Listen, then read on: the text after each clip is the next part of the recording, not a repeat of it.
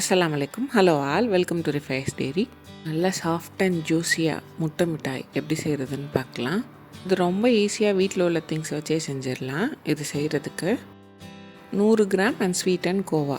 உங்ககிட்ட அன்ஸ்வீட்டன் கோவா இல்லைன்னா 1/2 லிட்டர் பாலை நல்லா வற்ற விட்டு பால் கோவா மாதிரியே பண்ணிவிட்டு லாஸ்ட்டில் சீனி மட்டும் போடாமல் எடுத்துட்டோன்னா அன்ஸ்வீட்டன் கோவா கிடச்சிடும். 25 கிராம் பாதாம். இது முன்னாடி நாள் நைட்டே தண்ணியில் ஊற வச்சுக்கோங்க. அப்படி இல்லைன்னா சுடுதண்ணியில் ஒரு 10 நிமிஷம் போட்டிங்கன்னா இந்த மாதிரி தோல் இருக்கிறதுக்கு ஈஸியாக வந்துடும். எடுத்துருக்க பாதாம் எல்லாத்தையும் இந்த மாதிரி தோல் உரித்து எடுத்துக்கணும். இதை ஒரு மிக்சர் ஜாரில் சேர்த்துட்டு கொஞ்சமாக பால் சேர்த்து இதை நல்லா பேஸ்ட்டாக அரைச்சி எடுத்துக்கணும். இதை கிரைண்ட் பண்ணுறதுக்கு 3லேருந்து 4 டேபிள் ஸ்பூன் பால் தேவைப்படும். ஃபஸ்ட்டு ஒரு 2 டேபிள் ஸ்பூன் சேர்த்துட்டு அரைச்சிக்கோங்க. அதுக்கப்புறம் இன்னும் தேவைப்பட்டுச்சுன்னா இன்னொரு 2 டேபிள் ஸ்பூனையும் சேர்த்துட்டு இந்த மாதிரி நல்லா சாஃப்டாக அரைச்சி எடுத்துக்கணும். திரியாக இருக்கக்கூடாது. அடுத்தது 1/4 டீஸ்பூன் ஏலக்காய் தூள். முட்டை மிட்டாய்க்கு ஃப்ளேவருக்காக ஏலக்காய் தூள் மட்டும்தான் சேர்க்குறோம், வேறு எதுவும் சேர்க்கல. 2லேருந்து 3 டேபிள் ஸ்பூன் நெய். நான் 3 டேபிள் ஸ்பூன் எடுத்திருக்கேன். 1/2 கப் சீனி. இது கூடவே 3 முட்டை. எந்த பாத்திரத்தில் பேக் பண்ணுறோமோ அந்த பாத்திரத்தில் இந்த மாதிரி எல்லா சைடும் படுற மாதிரி நெய் தடவிக்கணும். இதை முன்னாடியே செஞ்சு வச்சிட்டோன்னா நம்ம எல்லாம் செஞ்சுட்டு போர் பண்ணுறதுக்கு ஈஸியாக இருக்கும். ஒரு மிக்சிங் பவுலில் நம்ம எடுத்துருக்க கோவா, நெய். நான் 3 டேபிள் ஸ்பூன் நெய் எடுத்தேன், அதை மொத்தமாக சேர்த்துக்கிட்டேன். இது கூடவே அரைச்சி வச்சுருக்க பாதாம் பேஸ்ட்.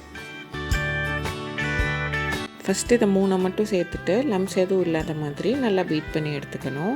நான் கோவா வீட்டிலையே பண்ணினேன், அதனால அதில் எந்த திரியாகவும் அது இல்லை. அப்படி உங்களுக்கு திரியாக இருந்ததுன்னா மிக்சர் ஜாரில் ஒரு தடவை கிரைண்ட் பண்ணிவிட்டு சேர்த்துக்கோங்க.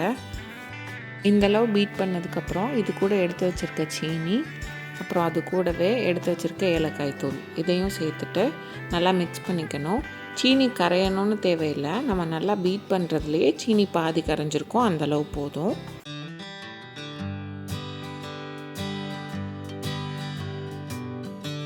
இந்த மாதிரி நல்லா மிக்ஸ் பண்ணதுக்கப்புறம் இது கூட நம்ம எடுத்துருக்க முட்டையை சேர்க்கணும். எல்லா முட்டையும் ஒன்றா சேர்க்கலைன்னா ஒரு முட்டையாக தான் சேர்த்துருக்கேன். மொத்தமாக சேர்த்துட்டோன்னா மிக்ஸ் பண்ணுறதுக்கு கஷ்டமாக இருக்கும். ஒரு முட்டையை சேர்த்துட்டு இந்த மாதிரி நல்லா கலந்து விட்டு அது கூட நல்லா மிக்ஸ் ஆகி வந்ததுக்கப்புறம் இன்னொரு முட்டை சேர்க்கணும். இந்தளவு மிக்ஸ் ஆகி வந்ததுக்கப்புறம் இப்போ எடுத்துருக்க இன்னொரு முட்டையும் சேர்த்து இதையும் நல்லா மிக்ஸ் பண்ணிக்கணும்.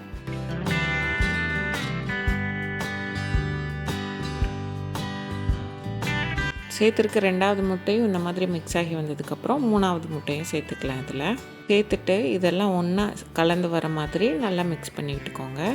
இதை நீங்கள் ஸ்டவ்வில் பண்ணுறீங்கன்னா ஒரு அடிகனமான பாத்திரத்தில் தூக்கி வைக்கிறதுக்கு ஒரு ஸ்டாண்ட் வச்சுட்டு மூடி போட்டு மீடியம் ஹீட்டில் 10 நிமிஷம் ப்ரீ ஹீட் பண்ணிக்கோங்க. அதுக்கப்புறம் இதை உள்ளே வச்சுட்டு ஒரு 40 நிமிஷம் பேக் பண்ணிங்கன்னா முட்டை மிட்டாய் ரெடி ஆகிடும். இந்த மாதிரி எல்லாம் ஒன்று சேர்ந்து ஒன்றா கலந்து வரணும். இந்தளவு மிக்ஸ் ஆகி வந்ததுக்கப்புறம் இதை ஒரு பேனில் சேர்த்துக்கணும்.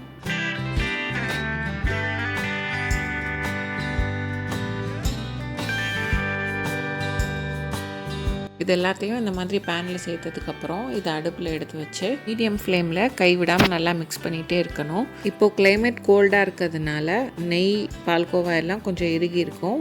நம்ம பேனில் வச்சு சூடு பண்ணும்போது அதெல்லாம் மெல்ட் ஆகி கொஞ்சம் தண்ணியாக மாறிட்டு அதுக்கப்புறம் கெட்டியாக மாறும். அது வரைக்கும் நல்லா மிக்ஸ் பண்ணணும். இந்த மாதிரி ஃபஸ்ட்டு நெய் எல்லாம் மெல்ட் ஆகி தண்ணியாக இருக்கும். அதுக்கடுத்து டக்குன்னு இந்த மாதிரி கெட்டியாக மாறிடும். இதுதான் கன்சிஸ்டன்சி. இப்போ ஸ்டவ் ஆஃப் பண்ணிடலாம். இந்த பேட்டரை பேன்லேயே ஓவர் குக் பண்ணிட்டோன்னா முட்டை மிட்டாய் கரெக்டாக வராது. அதனால் கரெக்டான கன்சிஸ்டன்சியில் எடுத்துடணும். ஆல்ரெடி நெய் தடவி வச்சுருந்த பாத்திரத்தில் இது எல்லாத்தையும் சேர்த்துக்கணும். இந்த பேட்டரை அடுப்பில் வச்சு மிக்ஸ் பண்ணுறதுக்கு முன்னாடியே ஓவனை 160 டிகிரி செல்சியஸில் 10 மினிட்ஸ் ப்ரீ ஹீட் பண்ணிக்கோங்க. எல்லாத்தையும் சேர்த்துட்டு இந்த மாதிரி ஒரு கரண்டி வச்சு மேலே எல்லாம் சமமாக இருக்க மாதிரி சரி பண்ணி விட்டுக்கோங்க. அதுக்கடுத்து இந்த மாதிரி கையில் வச்சு 2 தடவை டேப் பண்ணிங்கன்னா எல்லாம் ஒரே லெவலுக்கு வந்துடும். 160 டிகிரி செல்சியஸில் 30 to 40 மினிட்ஸ் பேக் பண்ணிவிட்டு நல்லா ஆறுனதுக்கப்புறம் நமக்கு பிடிச்ச மாதிரி ஷேப்பில் கட் பண்ணி எடுத்துக்கிட்டோன்னா முட்டை மிட்டாய் ரெடி ஆகிடும். எனக்கு ஸ்கொயராக வேணுன்றதுனால நான் சைடில் இருக்கிறதெல்லாம் கட் பண்ணிவிட்டு நடுவில் மட்டும் ஸ்கொயராக எடுத்துக்கிட்டேன். கட் பண்ணிவிட்டு சுற்றி இருக்க எல்லா இடத்துலையும் கத்தி வச்சு அழுத்தி விட்டுட்டு அதுக்கப்புறமா எடுத்தோன்னா முட்டை மிட்டாய் ரெடி.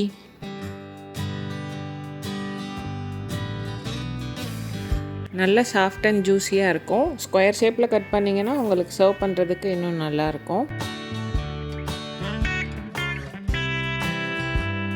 கண்டிப்பாக ட்ரை பண்ணி பாருங்கள். ட்ரை பண்ணிவிட்டு எப்படி இருந்ததுன்னு கமெண்ட்ஸில் சொல்லுங்கள். இந்த வீடியோ பிடிச்சிருந்தா ரிஃபைஸ் டெய்ரிக்கு லைக் பண்ணுங்கள், சப்ஸ்கிரைப் பண்ணுங்கள், ஷேர் பண்ணுங்கள். பக்கத்தில் இருக்க பெல் ஐக்கானை கிளிக் பண்ணிங்கன்னா அதில் ஆல்ன்ற ஆப்ஷன் காட்டும். அதை செலக்ட் பண்ணிக்கோங்க. அப்போ தான் வீடியோ போஸ்ட் பண்ணால் நோட்டிஃபிகேஷன் வரும்.